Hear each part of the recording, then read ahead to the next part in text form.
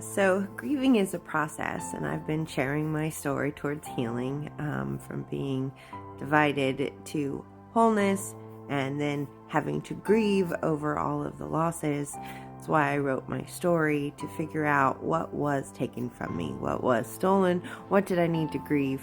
So, I was doing all of this and I was grieving all of it, and part of it is giving a voice, part of it is having someone validate the pain.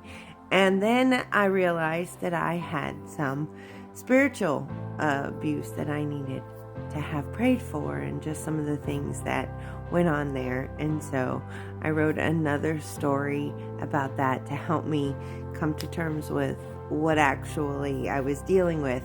I don't know why writing it down just made it so solid for me to understand it, because I couldn't put into words the feelings unless I wrote a story about it. So I do have one more story I will be sharing with you guys.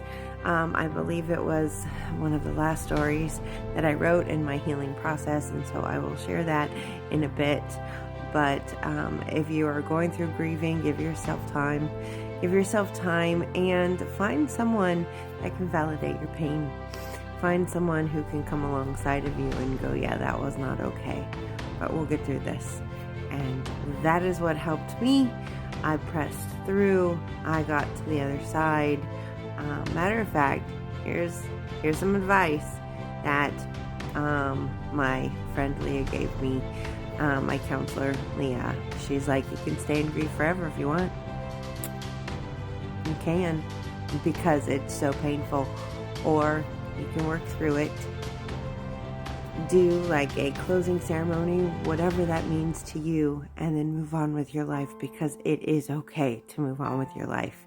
And it doesn't mean that occasionally you won't get sad, but you don't live in that. So that was a choice I had to make. Do I want to just stay and live in this pain and this sadness?